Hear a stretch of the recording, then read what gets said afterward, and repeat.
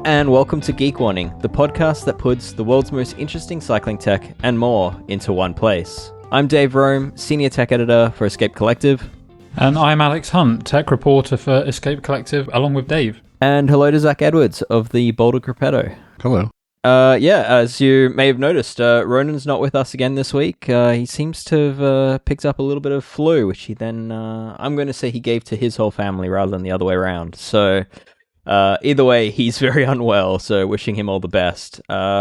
Also missing from this episode is Brad Copeland, who is deep into bike building for the fast approaching season ahead for his new gig. So yeah, he's sitting this one out for this week and will join us for future editions of Ask a Wrench. But don't worry, we still have Ask a Wrench this week, as Zach and I will handle things, and I think Alex might be able to step in with a few thoughts as well on some of the questions to be covered. So anyway, that's later in the episode. That is now member only for those that are on the free feed, but let's dive in with the rest of the episode that everyone can listen to.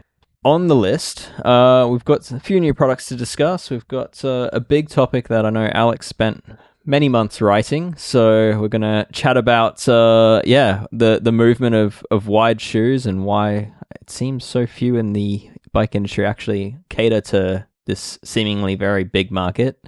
And yeah, there's Ask a Wrench to wrap things up with. So, top of the list though, bit of a headline news is a lot of our fellow media outlets are covering that Fizik is getting into helmets. And this comes through quote unquote spy shots, which have us giggling because Alex, you know the answer to this one. Where did those spy shots come from?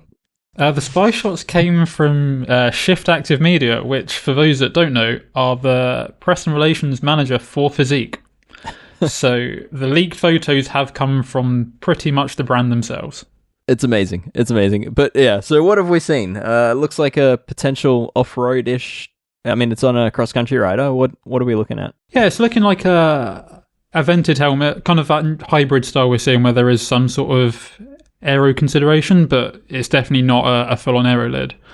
And yeah, this was being raced at an XC race over in Spain by the Orbea factory team, which is well known for being sponsored by Fizik. To me, it looks very large going on the rider's head. It definitely isn't a slimline helmet. And yeah, considering how big it was, it's surprising that it had to be told to the media that this was used, and no one seemed to pick it up of their own volition. Yeah, I mean, it was basically blocking the view of every other helmet in the race. It's so big. So it's yeah. Zach, have you seen this pop up around the interwebs? I did see it, and I feel like if I didn't know that it was a Fizik, I would have thought it was just a new POC helmet or something. Because it's that similar kind of like oversized, not particularly sleek looking design. Yeah, it does have this very large, mushroomy look to it. So it was large enough for me to question whether the full size range is available or whether he was running a size too big. But I would assume that it is the right size for him. It's just definitely one of the larger helmets available right now. Or soon to be available, rather. All right, so the Scene mountain bike helmet is one thing, but do we think this is a sign of more things to come from Fizik? I think it's a logical explanation that if they're doing a ventilated kind of off-road gravel mountain bike focused helmet, that an aero counterpart is also in the works. I can't imagine they're just going to do the one helmet. Going by the way Fizik tackle other things, they're going to come with a range of at least two. So yeah, I think the aero helmet will join that. Yeah, and yeah, I guess given the resources of that company, for me, it's slightly exciting development. Like I think they may actually end up doing a pretty good job of this category. But yeah, I mean, it's also a very highly competitive category, so time will tell. But speaking of things, like as far as timing goes, I mean, I think it's probably worth pointing out that we have the Sea Otter Classic in California coming up just around the corner, and that's coming up early April. And it's sort of, for me, it explains why we're not seeing a huge amount of new tech at this time of year. Traditionally, Sea Otter Classics become like the new trade show for the more recreational performance end of cycling, and I think a lot of brands typically hold off and wait for the approach of that show before releasing things, and I think we're kind of in between trade shows at the moment, which explains why we're sort of seeing these little leaks, whether intentional or not, and without any real official information. So I guess my point there is that come April, I expect the the tech team at Escape to be crazily busy, and I also think there's going to be a lot to cover. So yeah, for those that love the new tech beat, just a few more sleeps, should I say. But otherwise, one thing that's been floating around the internet, Pink Bike covered this one, a few others have covered this one, is that Fox Factory, the suspension company, they also own Easton and Raceface. They have been granted a patent. So this is something that was applied for quite a few years ago, and that application had been public for a few years, but it's now officially granted a gearbox. And it looks quite cool. It looks very slim, very slender. Alex, have you had a look at this thing? I've had a very quick look at it, and yeah, I have to say I'm all for gearboxes coming into bikes. In rainy, gritty, muddy old Britain, gearboxes are definitely something that I'd be all for, considering even looking after your drivetrain well in the winter, especially off-road, you can just go through chains like they're going out of fashion. And bringing a gearbox in, it's just something that's going to make that a little bit better. Yeah, I mean, we're in the day and age where like a rear cassette is now $600 if you're looking at the top end tram stuff, and moving to a single speed with a chain or even with a belt drive, there's a lot of advantages to that. It also removes the unsprung weight off the rear wheel on a full suspension bike. So yeah, developments in gearboxes have been thought to be the next progression for mountain bikes for at least the last decade, and we haven't really seen anything that is wholly compelling. Like Pinion do a good job, and there's other brands. Like FE Gear is another one in the space, but nothing that's really taken the masses' interest by storm. It's definitely been spoken about by plenty of people, but I really do think that e-bikes are going to be the driving force for gearboxes to make it onto mountain bikes. The added drag that is probably going to come with the earlier gearboxes that exist is a non-issue when it comes to an e-bike, because the motor will just overcome that. I really hope that they do drive the movement for gearboxes appearing on mountain bikes. I think it'll be good for a lot of reasons. I think too, on the competitive side, like on particularly Downhill World Cup, Spot, who makes belt drive, has thrown up a really big prize purse for the first people to win. Gates or not Spot, Gates. Sorry. They're both in golden. Gates has thrown up a big prize purse for the first, I don't remember if it's team or rider, whoever to win a World Cup. So it seems like there's a number of teams that have kind of switched to that, which if you're using a belt drive, that you kind of also have to use a gearbox. So I think that will progress the competitive side for sure. Yeah, a gearbox or like an internal geared hub, which have been used in like professional downhill racing before, but the weight on the rear wheel and then the unsprung weight and how that impacts the suspension performance is like too much of a trade-off in that sport. So I think it's the gearbox is the logical progression. And I guess again for me, like this is a company that makes cranksets and has made cranksets for decades, and I think they are one of the companies that has enough OE support through its suspension business that they could realistically be quite widely adopted if this gearbox is half decent, and it looks incredibly small and compact. It looks like something that you'd not just want to put into a big downhill bike or a big or even a big e-bike. It looks capable of potentially even being put into more of a cross country bike or even a gravel bike without too many compromises given the form factor. So. I'm excited to see where this one goes, and dare I say that they're spending a good bit of R&D on it, because I think it could be quite transformative for the industry. I think the big thing will just be getting one of the major companies on OE to like, okay, this new whatever mountain bike line is all this gearbox. And I think that needs to happen to like actually have mass adoption.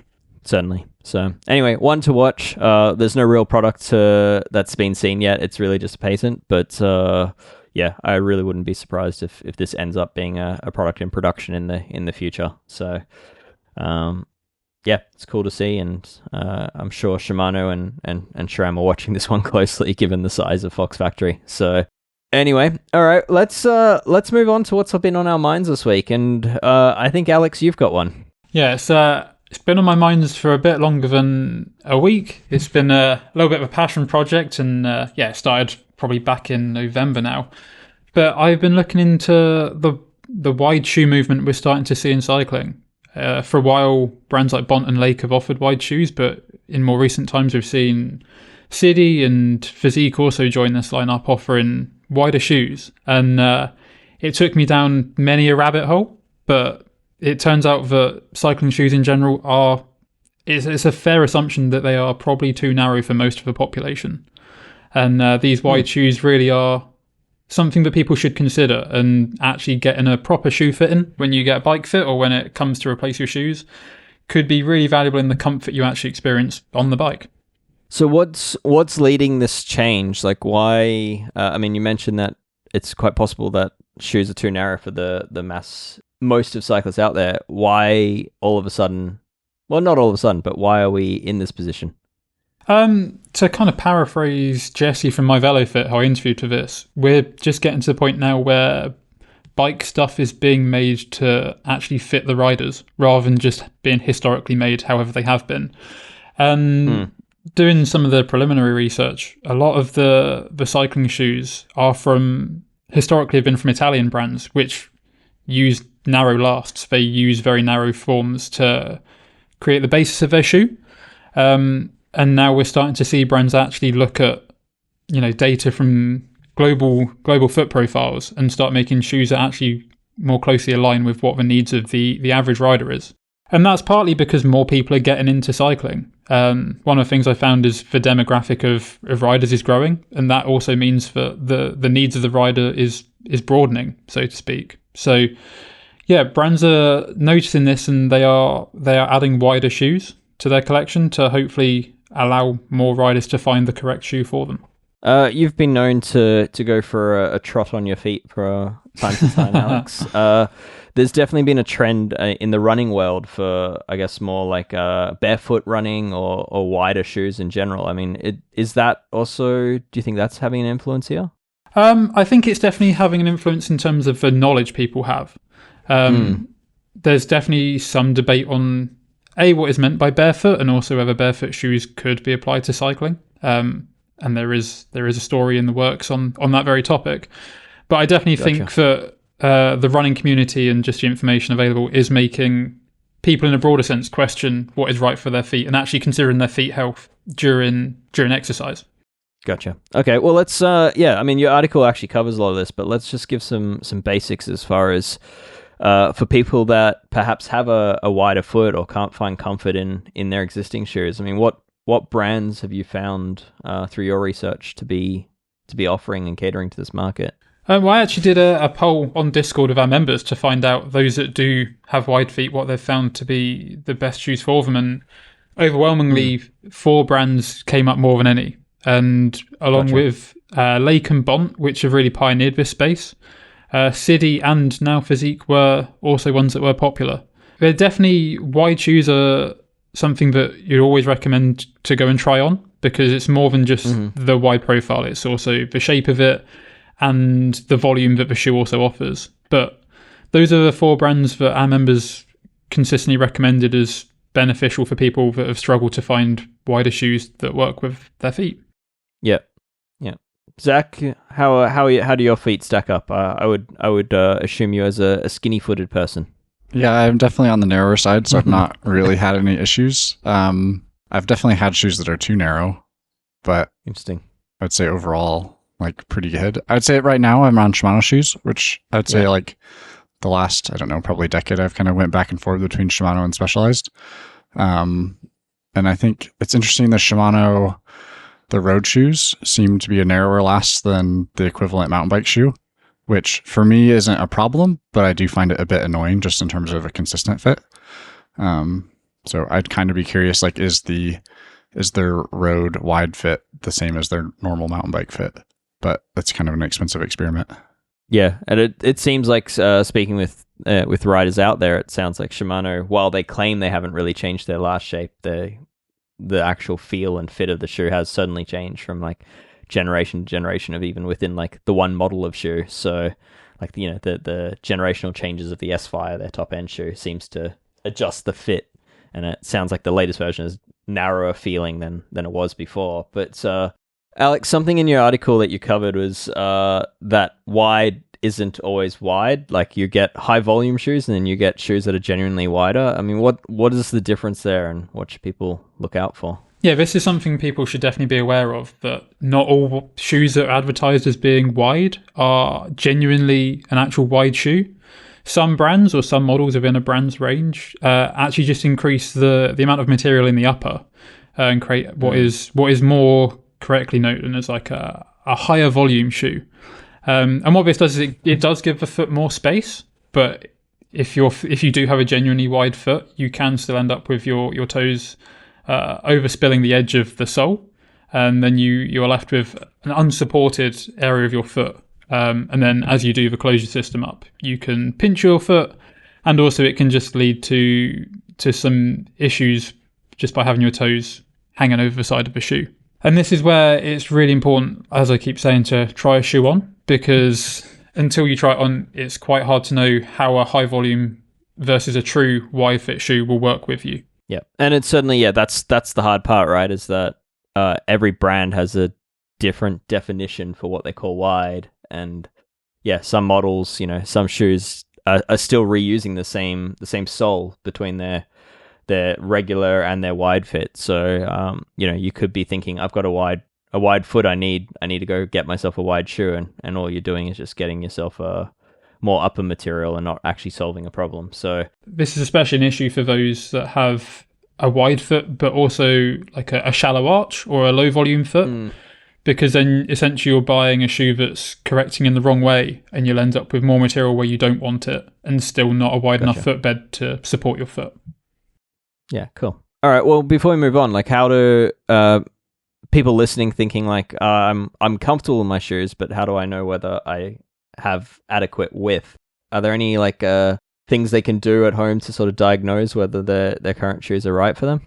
The best thing you can do is to measure your foot, and both Bont and Lake offer printable templates that you can use at home where you can measure your width, and then that allows you to roughly gauge where your foot would fit in a shoe's wide or normal range, and you can go from there. But if you are unsure, the best bet is to either head to a bike fitter or a good bike shop that is experienced in fitting shoes. Cool. All right. And the article, what's the title of the article? Yeah, so the article is called "Should We Be Wearing Wider Cycling Shoes?" Cool. All right. Yeah. So that's up on Escape Collective. Head on over there if you want a long read. Yeah. As I said, months in the making. So yeah, well done on getting that one done.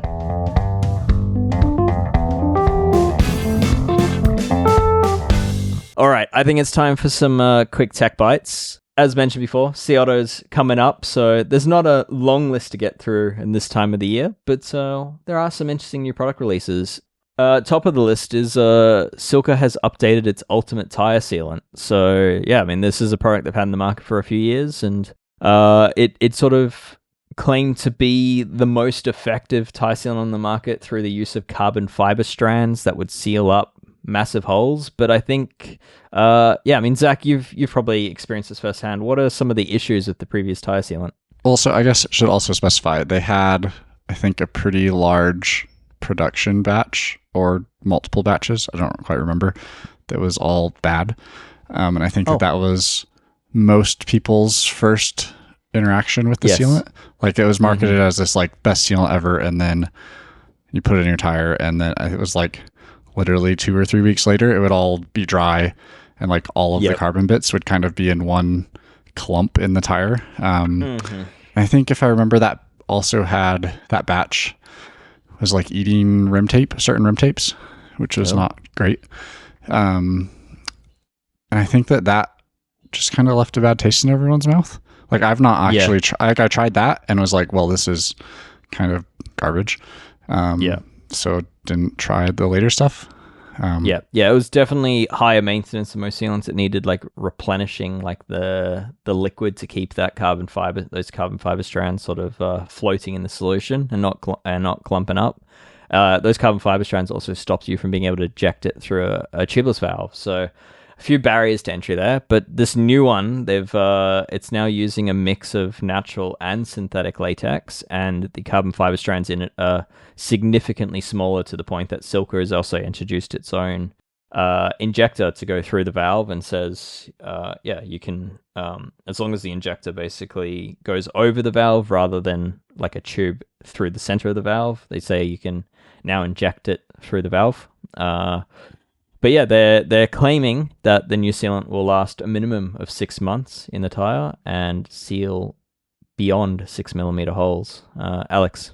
Yeah, it's interesting to see. Silca have also put a monetary value up for any sponsored rider that is able to create an unsealable puncture using the sealant. So it's $500, which obviously isn't the biggest sum of money for a company like Silca, but it is interesting to see them have so much confidence in their sealant that they're putting this prize money up for anyone that can create a puncture that it cannot seal. Yeah, and I think it's worth mentioning. I think that's just their sponsored riders within like the Latrim Grand Prix is yeah. So don't as a consumer don't go buying the sealant and then put down razor blades on the ground and ruin your tires hoping you'll get a paycheck from Josh Portner. It's not coming. I don't know. I need to still try the sealant. I mean, on paper, it's making some pretty bold claims. Like the 6-month entire lifespan is impressive if true, and that would have other favorite sealants such as like Orange Seal regular beat in that sense. And then I don't know. It sounds like they've been designing this one a while. I mean, for them to be able to figure out how long it lasts in a tire, they've had to be using it for more than that length of time. So it sounds like they've done their testing on it, but time will tell. But Zach, are you willing to give it another go? I feel like I would probably try it on a personal bike, but I don't know. I just have such a hard time straying from Stange and Orange Seal. Like they're so proven. They aren't fussy. They work well. Like every other sealant on the market is just kind of a letdown. Yeah. I mean, it's sadly true. There are a lot of bad sealants out there. So I wasn't planning to do this, but if you had to pick one, what are you putting into a personal bike? That's for mountain bike and then for road. I mean, I use stands. I think like if I had Orange Seal instead of stands, I would use that. I just have used stands for, I don't know, when did tubeless start? 15 years, 20 years? Yeah. Just the regular stuff? Just the regular stuff. If I was like, I don't know, like I put the race stuff in Roost's bike when she's going to do a race. But otherwise it just doesn't seem to last as long. No, it definitely doesn't. Alex, do you have a go-to sealant? Yeah, I would pick between the same two as you, but I would go more for Orange Seal. It's just what I've kind of always used, and I briefly tried the Markov stuff, but disgusting, so bad. Yeah, my thoughts exactly, and I quickly returned back to Orange Seal. Yeah, fair enough. Yeah, I'm also a purchaser of both of Stans and Orange Seal, and then Joe's Super Sealant, which is very similar to Stans, is another one I purchased just as from a pricing point of view. I tend to use that one as well, but it's very interchangeable with Stans in my experience. So yeah, three good sealants, but I don't know. I'm still kind of looking for the holy grail from a road point of view where like pressures are higher. But road pressures are lower now. They're getting lower, but I still think they're still, that 60 PSI range or more. What do you have 60 PSI in your tires for? Because I'm running 28s. Why are you running 28s? I don't know. So yeah, I think on like the narrow road tire, if you are running a narrow road tire and it is tubeless, I think there are still some. Yeah, I think something like Orange Seal is probably the closest to sealing in those scenarios, but or a race day stands. But I don't know. For me, I think this Silca is most attractive in that space, and I'm keen to see how it holds up. So I plan to test it. So anyway, we'll get there. A bit of sad news coming out of the bike industry this week is career mechanic, race mechanic, a very familiar face for anyone that sort of followed the mountain bike scene for the last decade or more. Matt Opperman went missing on a riding adventure and unfortunately has been found but has passed away. So yeah, thoughts to his friends and family. Zach, I believe Matt was sort of quite near to your area of the world. Did you know Matt? Yeah, I knew him a bit. Like, he lived here for a while, but primarily spent a race weekend with him a few years ago. Whenever mountain bike nationals were in Winter Park, and Ruth raced them. So he worked for Trek at the time. So yeah, a bit of a legend in the mechanic world, having worked with a lot of top athletes, with a lot of teams. I think he his career spans back to like the old, if I'm not mistaken, the Gary Fisher Volkswagen days. I certainly met him later on when he was working with like Emily Batty with Trek Factory, and most recently, he was an employee with Yeti Factory, with the Yeti Factory race team. But yeah, anyway, thoughts of his family and friends. There's definitely some sad news there. But final bit of news for the week. This is another thing, Alex, you've been covering. There's a new helmet standard on the way out of Europe. What can you tell us? Yeah, so EN 17950 looks to replace the current standard. There's still a lot to be formalised and agreed upon. But the big headline is that this standard is going to include rotational impact testing, which currently is not something that helmets have to officially be tested for. And that is in a hope to make helmets safer. That is another area that is open to debate, but I think it's a good thing to see that rotational impact is being considered, given that it has been linked to things like concussion or other brain injuries. Is there any insight into when this comes into effect, when the new standard will take over? There's no hard date available yet, and things like exactly the test limits and what would be deemed as a pass or fail haven't been decided yet. Okay. But we're looking at probably within the next 1 to 2 years where this standard will come into effect. Gotcha. So I think we'll probably start to see brands increasingly ensure that they meet these standards in the lead up to it. So yeah, I mean, it's an interesting one, because I think one of the voices that introduced you to this new standard is, if I'm not mistaken, a founder of MIPS as well. And certainly you'd think that, I mean, there's two ways of looking at it. That MIPS sort of are probably the most advanced as far as the science that goes into it. Like, the MIPS company came off the back of PhD studies in the space, but at the same time, you think that perhaps they have the most to gain from it as well. But yeah, I think that's a fair criticism. The presentation that I went to about this standard was hosted by MIPS. Okay. And as much as there does seem to be a lot of evidence to suggest that this will be beneficial, it's not too much of a hop, skip, and a jump to realise that most brands, to meet rotational impact standards, will probably just consider adding a MIPS liner to their helmets if they don't already have them. So, yeah. Interesting. All right, well, one to watch. I mean, I personally try to use a helmet these days that has some kind of rotational impact safety built into it, just based on the science I've seen. But I mean, it doesn't sound like everyone agrees upon where the science is. So we'll see. But anyway, one to watch for.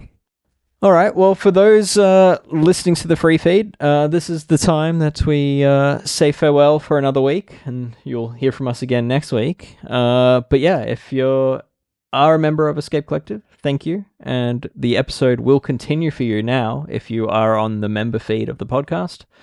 For those that are a member but are not on the member feed, just head to your account on escapecollective.com, and there you'll find links to how to sign up to all the podcasts, the member feeds of the podcasts, and it's very easy, very quick to do. And if you're not a member, then yeah, just know that you're missing out on all the good stuff.